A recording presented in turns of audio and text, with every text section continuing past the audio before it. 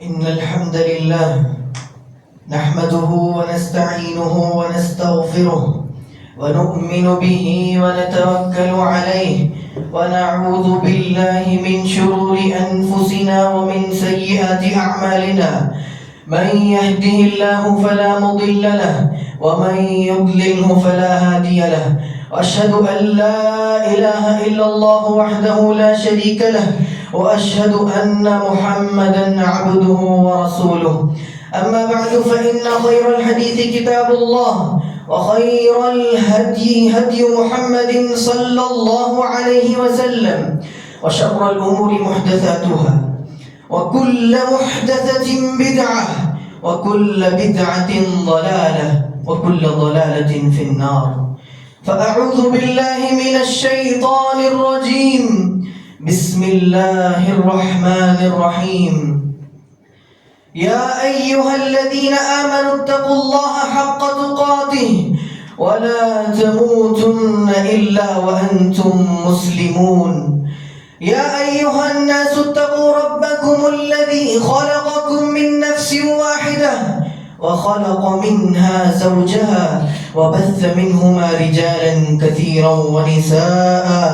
واتقوا الله الذي تساءلون به والأرحام إن الله كان عليكم رقيبا.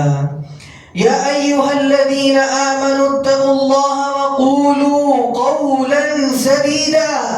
يصلح لكم أعمالكم ويغفر لكم ذنوبكم ومن يطع الله ورسوله فقد فاز فوزا عظيما. وقال تعالى في موضع آخر: يا أيها الرسل كلوا من الطيبات واعملوا صالحا. وقال: كلوا من طيبات ما رزقناكم. محترم حاضرین جمعہ، ملت اسلامیہ کے نوجوانوں، بزرگان دین، پردہ نشین خواتین، خطبہ مستونہ کے بعد میں نے آپ کے روبرو چند آیتیں تلاوت کی جس میں رب العالمین ہم سے خطاب فرماتا ہے کہ اے لوگوں، اللہ تعالیٰ نے تمہیں جو پاکیزہ رزق عطا کیا ہے اس میں سے تم کھاؤ. اسی طرح دیگر کئی ایک ایسی آیتیں ہیں جس میں اللہ تعالیٰ نے حلالا طیبا رزقا طیبا کہہ کر مسلمانوں کو، مومنوں کو یہ بات کی ترغیب دلائی، اس بات کی طرف توجہ دلائی ہے کہ تم حلال اور پاکیزہ رزق کھاؤ، حلال کمائی کماؤ اور اسی طرح حلال راستے میں خرچ کرو. رب العالمین نے یہ توجیہ فرماتے ہوئے مسلمانوں کو اس چیز کی ترغیب دلائی ہے کہ وہ حلال چیز ہی کمائیں، حرام چیزوں سے دور رہیں، حرام چیزوں سے اجتناب کریں، حرام کمائی سے اجتناب کریں، حرام پینے سے اجتناب کریں. کھانا ہے تو حلال کھانا ہے، پینا ہے تو حلال پینا ہے، اگر پہننا ہے تو حلال کا کپڑا پہننا ہے، اگر کہیں جانا ہے، اگر کہیں سواری آپ کو اختیار کرنی ہے وہ حلال کی سواری اختیار کرنی ہے. بہرحال تمام چیزیں آپ کی روزمرہ کی جو استعمال کی چیزیں ہوتی ہیں، چاہے آپ کی زندگی گزارنے کا جو طریقہ ہے، وہ جو زندگی گزارنے کے لیے جو اشیاء ضروری ہوتی ہیں، وہ تمام چیزوں کا تعلق حلال ہی سے ہونا چاہیے. کسی مومن کی زندگی میں حرام کا تصور نہیں ہو سکتا. ایک مومن حرام کے ساتھ زندگی نہیں گزار سکتا. ایک مومن حلال ہی کھا سکتا ہے، حرام کمائی نہیں کما سکتا اور نہ ہی حرام کمائی کھا سکتا ہے. محترم حاضرین جمعہ، دنیا میں رب العالمین نے مجھے اور آپ کو ایک مقصد کے ساتھ بھیجا ہے. وہ مقصد میرے اور آپ کے سامنے واضح ہے. ایک موحد کے سامنے اس کی زندگی کا مقصد واضح ہوتا ہے. وَمَا خَلَقْتُ الْجِنَّ وَالْإِنسَ إِلَّا لِيَعْبُدُونَ. میں نے جنات اور انسانوں کو اسی لیے پیدا کیا کہ وہ میری عبادت کرے. رب العالمین کی عبادت صرف یہی نہیں کہ مسجد میں حاضر ہو کر رب العالمین کی عبادت کی جائے. رب العالمین کی عبادت صرف یہی نہیں کہ بندہ روزے رکھ لے، زکوٰۃ ادا کر دے، حج و عمرے کر لے یا اللہ تعالیٰ کا ذکر کر لے، یہی عبادت نہیں. عبادت کا ایک بڑا ہی وسیع مفہوم ہے. لیعبدون کا جو معنی ہے، رب العالمین نے یہاں پر جو مومنوں کو بات بتائی ہے کہ تم میری عبادت کے لیے پیدا کیے گئے ہو، اس کا کتنا وسیع مفہوم ہے، اس کا آپ اندازہ لگانا چاہتے ہیں تو رب العالمین نے اور رسول اللہ صلی اللہ علیہ وسلم نے شریعت اسلامیہ میں جو احکام مجھے اور آپ کو بتائے ہیں، چاہے ان احکام کا تعلق نماز روزے زکوٰۃ وغیرہ سے ہو یا بیع و شراء خرید و فروخت سے ہو یا حقوق الوالدین حقوق الاولاد یا حقوق الزوجین سے ہو، تمام حقوق تمام معاملات اگر آپ ان کا تصور کر کے دیکھیں تو مومن جو زندگی گزارتا ہے، جو لیل و نہار گزارتا ہے، صبح و شام جو کرتا ہے، سوتا ہے، اٹھتا ہے، کھاتا ہے، پیتا ہے، زندگی گزارتا ہے، یہ تمام چیزوں میں شریعت اسلامیہ شامل ہے۔ اور اگر بندہ یہ نیت کرے کہ میں جو زندگی گزار رہا ہوں اللہ کے لیے گزار رہا ہوں، اگر وہ اس نیت کے ساتھ زندگی گزارے تو اس کا کھانا پینا رہنا اوڑھنا کمانا ہر چیز بھی عبادت بن جائے گی۔ سبحان اللہ، عبادت کا یہ وسیع مفہوم علماء کرام نے اور شریعت اسلامیہ نے مجھے اور آپ کو یہ وسیع مفہوم بتایا ہے۔ ایک بات یاد رکھیں، دنیا کے سلسلے میں، مال کے سلسلے میں جو ایک بات ہمیں بتائی جاتی ہے، یعنی شریعت میں جو مال کا مفہوم ہے، چاہے اس کا تعلق حلال مال ہو یا حرام مال ہو، اس کا ایک ایسا وسیع مفہوم ہے کہ رب العالمین نے اور رسول اللہ صلی اللہ علیہ وسلم نے ہمیں دونوں جانب مال کے سلسلے میں بتایا۔ ایک جانب یہ بات بتائی گئی کہ مال فتنہ بھی ہے، دوسری طرف رب العالمین نے مال کو خیر سے تعبیر کیا اور بتایا کہ مال ایک بڑا خیر کا ذریعہ ہے۔ اور ایک آیت میں رب العالمین نے فرمایا وَلَا تُؤْتُوا السُّفَهَاءَ أَمْوَالَكُمُ الَّتِي جَعَلَ اللَّهُ لَكُمْ قِيَامًا۔ اللہ تعالیٰ نے جس مال کو تمہاری زندگی کے گزارنے کا ذریعہ بنایا ہے وہ بیوقوفوں کو نہ دو۔ معلوم ہوا کہ مال میری اور آپ کی زندگی گزارنے کا ایک ذریعہ ہے، ایک سبب ہے جس کے ذریعے میں اور آپ اس دنیا میں رہ سکتے ہیں اور آخرت کی تیاری کر سکتے ہیں۔ اسی مفہوم کو سمجھنے کی ضرورت ہے، اس مفہوم کو آج ذہن نشین کرنے کی ضرورت ہے کہ رب العالمین نے ہمیں جو دنیا میں بھیجا ہے، دنیا میں اسی لیے بھیجا ہے کہ آخرت کی ہم تیاری کریں۔ دنیا میں آپ کما بھی رہے ہیں، کھا رہے ہیں، اگر آپ تجارت بھی کر رہے ہیں تو یاد رکھیں یہ صرف دنیا میں جینے اور زندگی گزارنے کا ایک سبب ہے۔ یہی ہماری دنیا و آخرت اور یہی ہمارا اولیت مقصد ایک مومن کا یہ نہیں ہو سکتا کہ اس کی زندگی محض مال کی ہو کر رہ جائے یا محض کھانے پینے کی ہو کر رہ جائے۔ ایک مومن کی زندگی ایسی نہیں ہو سکتی۔ مومن کی زندگی کا تو معیار ہی اعلیٰ ہوتا ہے، اس کا چھوڑنا بچھونا ہر چیز عبادت بن کر رہ جاتی ہے۔ بہرحال محترم حاضرین، اس بات کو ذہن نشین کرنے کی ضرورت ہے کہ زندگی جو ہم میں اور آپ گزار رہے ہیں اس میں عبادت کا بڑا وسیع مفہوم ہے۔ رب العالمین نے جو احکام ہم پر لازم کیے ہیں، جو احکام ہم پر واجب کیے ہیں، ان کو بجا لانا ضروری ہے، چاہے ان کا تعلق معاملات سے ہو، خرید و فروخت سے ہو۔ زندگی کے ہر شعبے میں رب العالمین کے حکم کو نافذ کرنے کی ضرورت ہے اور اس کے مطابق شریعت اسلامیہ کے مطابق مجھے اور آپ کو زندگی گزارنے کی ضرورت ہے۔ محترم حاضرین، رب العالمین نے جو اس شریعت کا ایک وسیع مفہوم بتایا ہے کمائی کے سلسلے میں اور بیع و شراء خرید و فروخت کے سلسلے میں، اس کے اتنے وسیع احکام رب العالمین نے بتائے ہیں کہ اگر آپ غور کریں تو آپ کو معلوم ہوگا کہ حلال جو چیزیں ہیں، حلال اشیاء ہیں، حلال کمائی کے جو ذرائع ہیں، اس کی ایک طویل فہرست ہے، ایک اتنی طویل فہرست ہے، اور جو حرام کمائی کے ذرائع ہیں وہ اس کی مختصر سی فہرست ہے۔ اور شیطان کے بھٹکانے کا آپ طریقہ دیکھیں، شیطان نے ہم کو حلال جو اتنے سارے ذرائع ہیں، حلال جو اتنے سارے طریقے ہیں حلال کمائی کے، ان سے پھیر کر شیطان نے ہمیں جو حرام کمائی کے ایک مختصر سی فہرست ہے حرام کمائی کی، حلال کے مقابلے میں تو مختصر ہے، ورنہ وہ بھی طویل فہرست ہے، لیکن حلال کے مقابلے میں تو بہت کم ہے۔ لیکن شیطان کا بھٹکانے کا طریقہ دیکھیے، شیطان نے ہمیں حلال کمائی چھوڑ کر حرام کمائی کی طرف ایسے لگایا کہ ہم ایسا سمجھتے ہیں کہ حلال کمائی کے ذرائع بہت ہی کم ہے، بہت مختصر ہے، اگر بندہ حلال کمائے گا تو وہ کھا نہیں پائے گا، اگر حرام کے ذریعے سود کمائی کے ذریعے یا جو بھی حرام طریقے اس کے ذریعے کمائیں گے تو بندہ تو کروڑ پتی بن سکتا ہے، بڑا مالدار بن سکتا ہے، یہ ہمارے ذہنوں میں تصور ہے۔ لیکن یاد رکھیں میرے بھائیوں، رب العالمین نے جو حلال رزق کے سلسلے میں جو ہمارے لیے باتیں بتائی ہیں، اس کے جو ضوابط بتائے ہیں، اگر آپ اس کو اپنی زندگی میں منطبق کریں گے، امپلیمنٹ کریں گے تو آپ اپنی زندگی میں برکت پائیں گے۔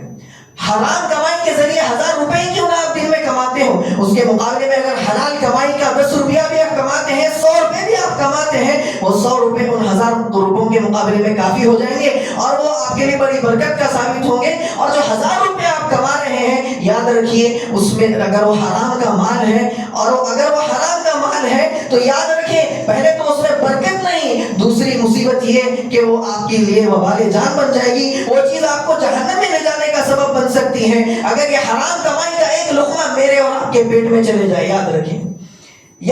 حرام کمائی کا ایک لقمہ میرے اور آپ کے پیٹ میں چلے جائے اور اس کے ذریعے میرے اور آپ کے بدن کا کوئی حصہ بنتا ہے, اس کے ذریعے میرے اور آپ کے خون میں یا گوشت کے کسی حصے میں یا جسم کے کسی بھی حصے میں اضافہ ہوتا ہے. یاد رکھیں حدیث میں نبی کریم صلی اللہ علیہ وسلم نے فرمایا کہ ما نبت من سحت فالنار اولا بها, کہ جب حرام مال کے ذریعے, حرام کمائی کے ذریعے, حرام لقمے کے ذریعے جو بھی جسم کا حصہ بڑھتا ہے, جس بھی گوشت کے حصے میں اضافہ ہوتا ہے, وہ جہنم ہی کا مستحق ہوتا ہے, جہنم میں جل کر رہے گا, اس میں کوئی شک نہیں. اگر وہ حصہ حرام کمائی کے ذریعے پیدا کیا گیا ہے, اگر اس کی بڑھوتری, اگر اس کی جو نشأت ہوئی ہے, وہ بندہ جو کھایا ہے حرام لقمے کے ذریعے, اس نے اپنے آپ کو بڑا کیا ہے اور اپنی بھوک اس سے مٹائی ہے. تو یاد رکھیں نبی کریم صلی اللہ علیہ وسلم نے ایک سے زائد حدیث میں یہ بات بتائی کہ جب تک جہنم میں وہ حصہ نہیں جلے گا, جنت میں نہیں جائے گا, اللہ ہے کہ رب العالمین کی رحمت آ جائے, رب العالمین کی رحمت غالب ہو جائے اور اس بندے کی کچھ ایسی اخلاص کے ساتھ نیکیاں اس نے کی تھی جس کی وجہ سے رب العالمین اس کی ان گناہوں کو, اس حرام کمائی کے لقمے کو اللہ تعالیٰ معاف فرما دے, یہ اللہ رب العالمین کی رحمت ہوگی. ورنہ تو رسول اللہ صلی اللہ علیہ وسلم فرما رہے ہیں کہ وہ بندہ جہنم میں جا کر رہے گا اور جہنم میں جلنے کے بعد اس کو جنت میں داخل کیا جائے گا. کیوں؟ علماء لکھتے ہیں اسی لیے کہ جنت ایک پاکیزہ جگہ ہے, جنت ایک پاکیزہ مقام ہے, وہاں پر پاکیزہ لوگ جاتے ہیں تو ایک پاکیزہ مقام پر ایک ایسا حصہ جو حرام کمائی کے ذریعے زیادہ کیا گیا تھا, حرام کمائی کے ذریعے وہ بڑا تھا, وہ حصہ جنت میں داخل نہیں ہو سکتا. کیا ہی پیاری بات نبی کریم صلی اللہ علیہ وسلم نے میرے لیے اور آپ کے لیے بتائی ہے. یاد رکھیں میرے بھائیوں کہ جو کمائی ہے اس کے کچھ ضوابط شریعت ہمیں بتاتی ہے. سب سے پہلے تو شریعت یہ بات بتاتی ہے کہ اگر آپ کو کمانا ہے, سب سے پہلا ضابطہ محنت کے ذریعے کمانا ہے. نبی کریم صلی اللہ علیہ وسلم نے فرمایا ان اطیب ما اکلتم من کسبکم. نبی کریم صلی اللہ علیہ وسلم نے کیا ہے پیاری بات بتائی, غور کریں کہ تمہارے لیے سب سے بہترین, تمہارے لیے سب سے پاکیزہ اگر کوئی رزق ہے تو وہی ہے جو تم اپنی محنت سے کماتے ہو, اپنی جد و جہد سے کماتے ہو, اپنے ہاتھوں کی محنت سے جو کماتے ہو. رات بھر بیٹھے, ایک رات میں جو بندہ کروڑ پتی بن جاتا ہے, آج جو ہمارے پاس ماحول گرم ہے اسٹاک مارکیٹ کے سلسلے میں یا انویسٹمنٹ کے سلسلے میں, غور کریں حرام چیزوں میں, حرام کمپنیوں میں انویسٹ کرتا ہے بندہ رات بھر اور ایک ہی رات میں وہ بندہ کروڑ پتی بن جاتا ہے. یا پھر اس کا اتنا نقصان ہو سکتا ہے کہ وہ بالکل جتنا اس کا سرمایہ تھا یا اس کی جو کمائی تھی, اگر اس نے انویسٹمنٹ کیا, اگر اس کا نقصان ہوا تو وہ مکمل گھاٹے میں ہو جاتا ہے, مکمل نقصان میں ہو جاتا ہے, یا تو مکمل کروڑ پتی یا لاکھ پتی بن جاتا ہے. یاد رکھیں یہ جو کمائی کے ذریعے ہے, حرام کمائی کے ذریعے ہے, اسٹاک مارکیٹنگ کی ایک الگ بڑی تفصیل ہے, اس کو بھی شریعت نے کچھ ضوابط, علماء نے اس کی کچھ شروط بتائے ہیں اور اس کے کچھ ضوابط بتائے ہیں, اسی کے ذریعے وہ چیز حلال ہو سکتی ہے. حرام چیزوں میں انویسٹمنٹ کرنا یا حرام چیزوں میں اسٹاک مارکیٹنگ کرنے کی بھی ایک بڑی تفصیل ہے اور اس کے ذریعے بندہ اگر کما بھی لے تو یاد رکھیں نبی کریم صلی اللہ علیہ وسلم میرے اور مجھے اور آپ کو یہ جو بات بتا رہے ہیں اس کے بالکل مخالف ہوگی اور اس میں بے برکتی ہوگی اور اس بندے کے لیے وبال جان بن جائے گی اور جہنم میں جانے کا ذریعہ بنے گی. اسی لیے ایک اور روایت میں اس طرح نبی کریم صلی اللہ علیہ وسلم نے یہ بات بھی بتائی کہ داؤد علیہ السلام اپنی ہاتھ کی کمائی سے کھایا کرتے تھے, لہذا تم بھی اپنی ہاتھ کی کمائی سے کھایا کرو. اسی طرح کئی ایک روایت میں یہ بات بتائی کہ محنت کے ذریعے اور اپنی جو جد و جہد خون پسینہ بہا کر جو تم کمائی کماتے ہو وہی سب سے بہترین کمائی ہوتی ہے. یاد رکھیں ایک اور ضابطہ جو بہترین ضابطہ نبی کریم صلی اللہ علیہ وسلم نے اور شریعت نے مجھے اور آپ کو بتایا کہ جیسے میں نے بات ذکر کی کہ حلال چیزیں اتنے بتائی ہیں آپ کو کہ حرام سے بے نیاز کر دیا. سود کی کمائی ہو یا غدر کی کمائی ہو یا آپ کسی کو دھوکہ دے کر کماتے ہیں, یاد رکھیے جتنے بھی چور راستے ہیں ان کے مقابلے میں آپ حلال فہرست تلاش کریں. اتنی طویل فہرست میرے اور آپ کے سامنے موجود ہے, اگر ہم اس کو کمانے نکلیں گے تو ہمارے پاس اتنا وقت نہیں رہے گا کہ ہم حلال کمائی کمائیں. اتنے ذرائع ہمارے پاس آج موجود ہیں, لیکن اس کے باوجود شیطان نے آج مسلمانوں کو, آج ساری دنیا کو, آج سارے مسلمانوں اور مومنوں کو حرام کمائی کی طرف لے کر اس طرح شیطان نے پھیر دیا ہے ان کو کہ حرام کمائی حرام لگ نہیں رہی ہے. بندہ کہتا ہے کہ میں سود دینے پر مجبور ہوں, میں کیا کر سکتا ہوں, مجھے یہ چیز خریدنے کے لیے سود دینا پڑتا ہے, میں مجبور ہو جاتا ہوں. اس طرح کی باتیں کہی جاتی ہیں, لیکن اس میں علماء نے یاد رکھے تفصیل بتائی ہے, بڑی تفصیل بتائی ہے علماء نے. اور آج لوگوں کا حال اگر بیان آج جو ہمارے پاس نظام چل رہا ہے کیپٹلزم کا نظام یا مغربی تہذیب نے ویسٹرن کلچر نے میرے اور آپ کے درمیان ساری دنیا کو جو انہوں نے اپنی مٹھی میں کیا ہے، اس نظام کو رائج کر کے جو سودی نظام بینکنگ کے ذریعے لوگوں کو اپنی مٹھی میں، ساری دنیا کو انہوں نے، یہودیوں نے جو اپنی مٹھی میں لیا ہے، اگر آپ اس کو سمجھ کر دیکھیں تو حقیقت واضح ہو جائے گی کس طرح شیطانی کام یہ انجام دیا گیا ہے کہ بینکنگ سسٹم میں اتنا لوگوں کو مصروف کر دیا گیا ہے کہ کوئی اس سے بچ نہیں سکتا، سودی نظام سے کوئی بچ نہیں سکتا. اس طرح انسان کو مجبور کر دیا ہے ویسٹرن کلچر نے آج. اور آپ اسلامی اگر بینکنگ کے سلسلے میں آپ پڑھیں گے، علماء نے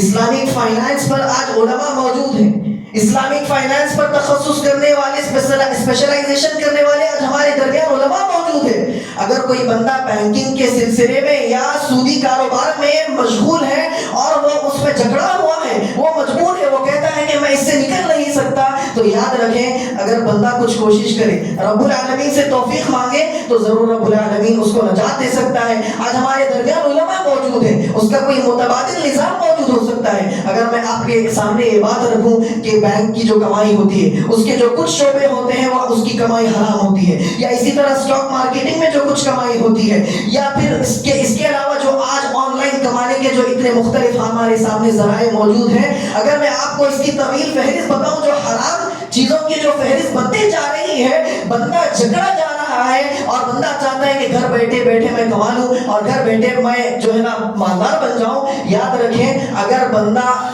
کوشش کرے، اگر وہ چاہے کہ میں حلال کما لوں اور حرام لقمہ میرے پیٹ میں نہ جائے، اور رب العالمین سے دعا کرے اور کوشش کر کے اپنے آپ کو اس چنگل سے نکالنے کی کوشش کرے، تو ضرور وہ بچ سکتا ہے. آج یہ کوئی عذر نہیں کہہ سکتا کہ میرے پاس اس کاروبار کے سوا، اس نوکری کے سوا میرے پاس کچھ نہیں، اگر میں چھوڑ دوں گا تو ہم کہاں سے کمائیں گے، ہم کہاں سے کھائیں گے. یہ عذر پیش کیے جا سکتے ہیں، لیکن یاد رکھیے میرے بھائیوں، رب العالمین اور رسول اللہ صلی اللہ علیہ وسلم نے شریعت میں ایسی باتیں بتائیں اور مجھے اور آپ کو جو احکام بتائیں، قیامت تک آنے والے مسائل کے لیے حل ہیں. اسی لیے آج علماء کے پاس آپ جائیں، علماء سے روابط بنائیں اور علماء سے سوال کریں کہ آج یہ جو بینکنگ میں جو بینک جابز ہوتے ہیں یا پھر جو بھی آج ہمارے پاس نوکریاں ہیں جس کا کاروبار سود سے جڑا ہوا ہے، اس کے مقابلے میں میری جو صلاحیت ہے اور میں جس سلسلے میں کام کر سکتا ہوں، اس کے مقابلے میں جو سود ہے، سود کے مقابلے میں جو ایسا کوئی متبادل نظام یا متبادل بہترین کوئی دوسری ایسی نوکری مجھے مل سکتی ہے کہ جس میں حلال کما سکتا ہوں. آپ علماء سے سوال کریں جو اسلامک فائنانس میں تخصص کیے ہیں، وہ ضرور آپ کو اس سلسلے میں رہنمائی کریں گے. اور اگر بندہ حلال کمانا چاہے تو رب العالمین اس کو حرام کمائی کے ذرائع سے بالکل نکال کر ضرور اللہ رب العالمین اس کو نجات دے سکتا ہے. یاد رکھیں میرے بھائیوں، میں اور آپ جو زندگی گزار رہے ہیں یہ رب العالمین ہی کے لیے گزارنا ہے، اور رب العالمین نے جو احکام ہمیں بتائے ہیں انہی پر عمل کرنا ہے اور انہی کو ہمارے درمیان نافذ کرنا ہے. دو باتوں کی طرف میں آپ کو اشارہ کر کر اپنی بات ختم کرتا ہوں. پہلی بات، حرام کمائی کے نقصانات کے سلسلے میں. نقصانات جو ہوں گے سٹیپ بائی سٹیپ میں آپ کو کچھ نقصانات آپ کے سامنے رکھتا ہوں. سب سے پہلا نقصان جو ہوتا ہے، سب سے پہلا نقصان تو یہی گناہ ہے. حرام کمائی گناہ ہے، چاہے کسی بھی طرح کی حرام کمائی ہو. گرچہ بندہ اپنے لیے کتنے جواز کیوں نہ نکال لے، جواز نکالنے کے بہت سارے ذرائع بن گئے. آج میں مجبور ہوں، مجبوری کا ایک جواز نکالا جاتا ہے. یاد رکھیں کسی بھی طرح کا جواز نکال لیا جائے، آج بندہ مجبور نہیں. دوسرے ہمارے پاس متبادل نظام موجود ہے جہاں پر آپ سود کے بغیر کاروبار یا کسی حرام کمائی کے ذریعے کے بغیر جو اچھے حلال ذرائع ہیں وہ ہمارے پاس حلال ذرائع موجود ہیں، تو یہاں پر کوئی عذر باقی نہیں رہ جاتا. تو سب سے پہلی چیز تو اتنا بڑا گناہ ہے کہ جیسے نبی کریم صلی اللہ علیہ وسلم نے فرمایا کہ وہ جسم کا حصہ جہنم میں جلے بغیر نہیں رہ سکتا، اور اسی کے بعد اس کو جہنم میں جنت میں بھیجا جائے گا اگر مومن موحد ہوگا. اس کی علماء نے تفصیل بیان کی ہے. اسی طرح اس کا ایک اور بڑا جو ہے نا نقصان یہ ہوتا ہے کہ بندہ نیکی کی توفیق سے دور ہو جاتا ہے. حرام کمائی کا ایک نقصان یہ ہوتا ہے کہ بندہ نیکی کی توفیق سے دور ہو جاتا ہے، عبادات میں اس کا دل نہیں لگتا، اللہ تعالیٰ کے ذکر میں اس کا دل نہیں لگتا، قرأت قرآن میں اس کا دل نہیں لگتا. علماء جو قرآن و حدیث کی باتیں بتاتے ہیں، جو تذکیر کی باتیں بتاتے ہیں، تزکیہ نفس کی باتیں بتاتے ہیں، اس کے دل پر وہ باتیں اثر نہیں کرتی، وہ اس کے دل وہ باتیں قبول نہیں کرتا، اسی لیے کہ وہ حلال کمائی نہیں کما رہا ہے، اس کے پیٹ میں حرام کا جو لقمہ جا رہا ہے، اس وجہ سے وہ نیکی کی توفیق سے محروم ہو جا رہا ہے، عبادات نہیں کر پا رہا ہے. رب العالمین نے جو اوامر بجا لانے کا حکم دیا ہے وہ اوامر بجا نہیں لاتا. اور اس کے مقابلے میں ایک اور بڑا نقصان آپ کو بتاؤں کہ جب بندہ نیکی کی توفیق سے محروم ہو جاتا ہے تو اس کے مقابلے میں اور اس حرام کمائی کی وجہ سے اس حرام کا لقمہ جو اس کے پیٹ میں گیا ہے اس کی وجہ سے اور نئے گناہ اور بڑے بڑے گناہ جنم لیتے ہیں اور وہاں سے آہستہ آہستہ ہوتے ہوتے بندہ بڑے بڑے گناہوں میں چلا جاتا ہے. اسی طرح ایک اور بڑا جو اس کا نقصان ہوتا ہے، حرام کمائی کا جو بڑا نقصان ہوتا ہے، اور اس نقصان کو حسن بصری رحمۃ اللہ علیہ نے سب سے بڑا نقصان اور دنیا کا سب سے بڑا عذاب کہا ہے. وہ کون سا نقصان ہے؟ وہ دلوں کی سختی کا نقصان ہے. یاد رکھیے میرے بھائی کہ حرام کا لقمہ ایک بار جب بندے کے پیٹ میں چلا جاتا ہے تو دلوں کی سختی اور دل کی سختی جو شقاوت قلب کا وہ شکار ہو جاتا ہے. حسن بصری رحمۃ اللہ علیہ فرماتے ہیں کہ دلوں کی سختی اور شقاوت قلب دنیا میں پایا جانے والا سب سے بڑا عذاب ہے. اسی طرح امام احمد رحمۃ اللہ علیہ، امام احمد بن حنبل رحمۃ اللہ علیہ جو بہت بڑے امام گزرے، ان سے کسی بندے نے سوال کیا کہ میرا دل بہت سخت ہے، دل بڑا سخت ہوتا جا رہا ہے. تو امام احمد رحمۃ اللہ علیہ نے جواب دیا اپنے رزق کو پاک کرو اور حرام لقمے کو جانے سے بچاؤ. اپنے منہ میں حرام لقمے کو جانے سے بچا لو، اپنے رزق کو پاک کر لو، تمہاری دل کی سختی دور ہو جائے گی. وہ بندہ دوسرے علماء کے پاس بھی گیا، ان سے بھی اس نے یہی سوال کیا کہ میرا دل سخت ہو رہا ہے، میں کیا کروں؟ ان علماء نے جواب دیا کہ تم اللہ کا ذکر کرو، اللہ کے ذکر کے ذریعے دل کی سختی دور ہوتی ہے.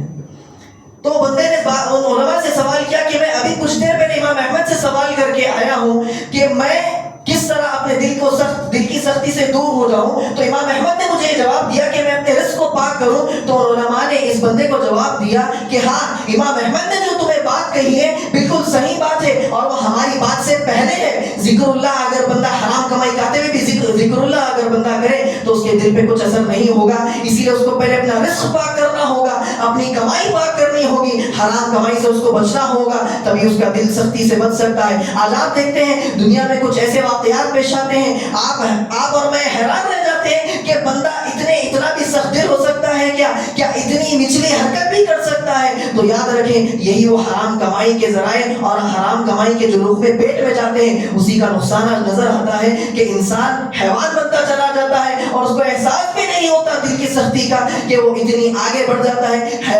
حیوان بھی اس سے شرمانے لگتے ہیں اور ایسا معاملہ پیش آتا ہے کہ لوگ دیکھ کر حیران رہ جاتے ہیں کہ انسان بھی اتنی گری ہوئی حرکت کر سکتا ہے، کیا انسان کا دل اتنا سخت ہو سکتا ہے؟ آج حیران رہ جاتے ہیں. یاد رکھیے کہ حرام کمائی کے ذرائع اور حرام کمائی کے جو نقصانات ہیں انہی میں سے ایک بڑا نقصان ہے.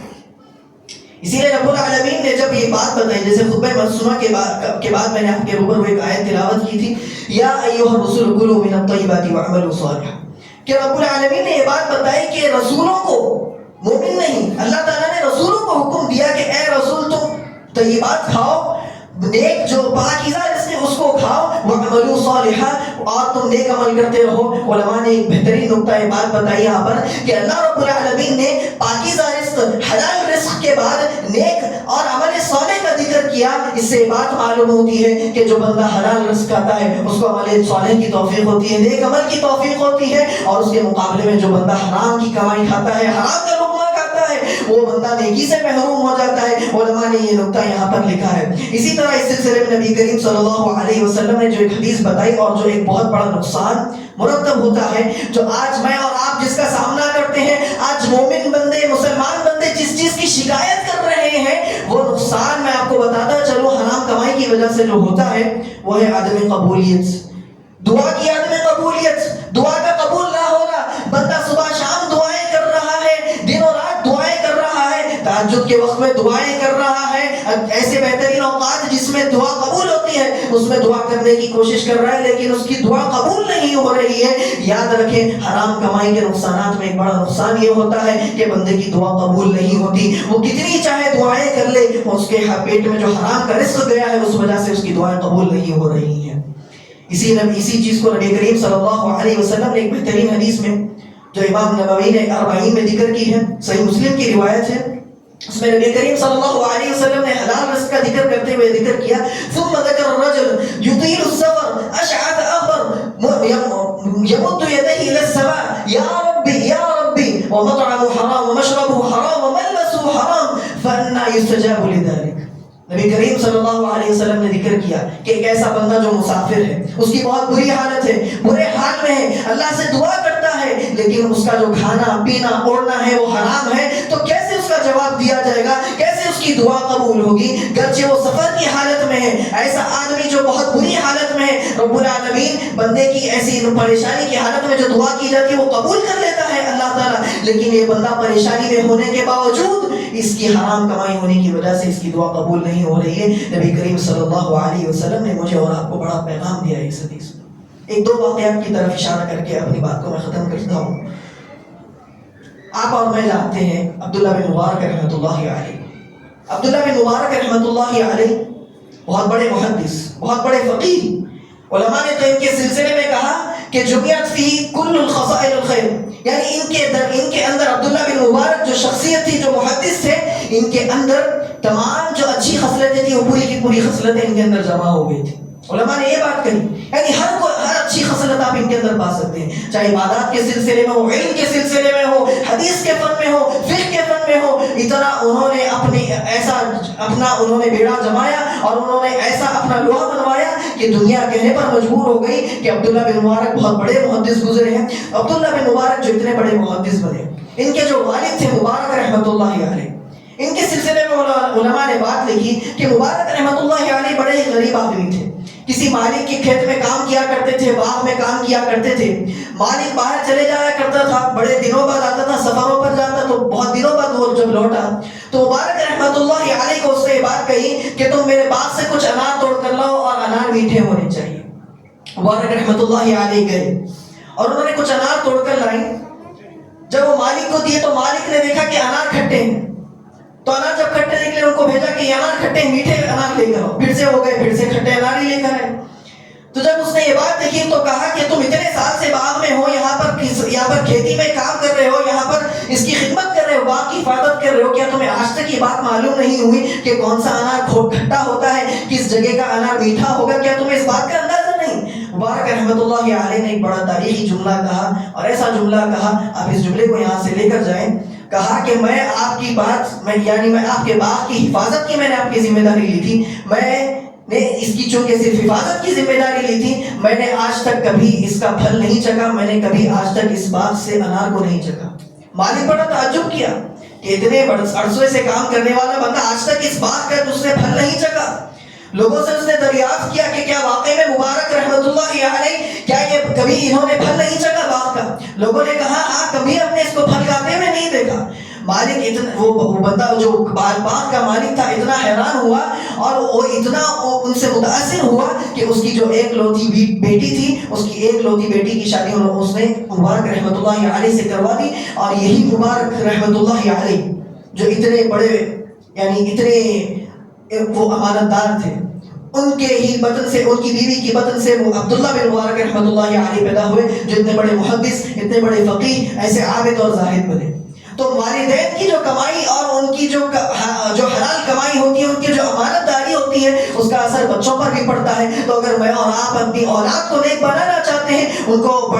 اگر اس طرح عبداللہ بن مبارک رحمۃ اللہ علیہ کی طرح مثالی انسان بنانا چاہتے ہیں تو مجھے اور آپ کو اپنا رزق پاک کرنا ہوگا، حرام کمائی سے دور رہنا ہوگا۔ اسی طرح امام بخاری رحمۃ اللہ علیہ کے سلسلے میں، امام بخاری رحمۃ اللہ علیہ حدیث کی ایسی کتاب انہوں نے لکھی کہ آج تک اس طرح کی حدیث کی کتاب کسی نے اتنی صحیح احادیث کسی نے آج تک جمع نہیں کی، ایسا انہوں نے معجزانہ کام کیا۔ علماء نے کہا کہ قرآن کے بعد اگر کوئی صحیح کتاب ہے تو وہ صحیح بخاری ہے، اگر اس خطے زمین پر کوئی اگر کتاب موجود ہے صحیح کتاب قرآن کے بعد تو وہ صحیح بخاری موجود ہے۔ اتنا بہترین کام، اتنا بڑا کام انہوں نے کیا، یہ کیسے ممکن ہوا؟ ہے امام بخاری رحمۃ اللہ علیہ کے والد اسماعیل رحمۃ اللہ علیہ وہ بتاتے ہیں کہ آج تک میرے گھر میں حرام لقمہ تو کیا، ایک حرام درہم، مشتبہ درہم جو ہوتا ہے جس میں شک ہوتا ہے کہ حرام ہے یا حلال ہے، میں نے ایسے درہم کو بھی اپنے گھر میں داخل ہونے نہیں دیا، حرام تو دور کی بات۔ سبحان اللہ، یہ ان کے والدین اور ان کے آبا و اجداد کی محنتیں تھیں۔ انہوں نے اپنے رزق کو پاک کیا، انہوں نے اپنی کمائی کو پاک کیا، اپنے بچوں کو حلال کمائی کھلائی، حلال کا لقمہ کھلایا، جس کی وجہ سے ایسے بڑے بڑے محدث، ایسے بڑے بڑے علماء، ایسے بڑے بڑے فقہاء، عابد و زاہد اور ایسے علماء نے وہاں سے ان کے گھروں سے نکلے۔ امام بخاری رحمۃ اللہ علیہ عبداللہ بن مبارک ایسی بڑی بڑی مثالیں میرے اور آپ کے سامنے موجود ہیں. یاد رکھیں میرے بھائیوں، بہرحال اس یعنی خلاصہ کلام یہی ہے کہ بندہ جتنا ہو سکے حلال کمائی کمائے، حرام سے دور رہنے کی کوشش کرے، حلال کمائی کے ذریعے تلاش کرے، رب العالمین سے دعا کرے، محنت کرے، کوشش کرے. اگر بندہ اپنے دل میں تھوڑی جستجو رکھتا ہے رب العالمین کی طرف ایک قدم آگے آئے گا تو رب العالمین ضرور اس کے لیے ذرائع بنائے گا اور ضرور اس کو رب العالمین اس ایسی کمائی جس کے ذریعے وہ حرام لقمہ اس کے پیٹ میں جا رہا ہے اس سے وہ ضرور نجات پائے گا. دعا ہے رب العالمین سے کہ رب العالمین ہمیں ہر اس کام کی توفیق دے جس سے اللہ تعالیٰ راضی ہو اور ہمیں جنت نصیب ہو. آمین وآخر دعوانا ان الحمدللہ رب العالمین.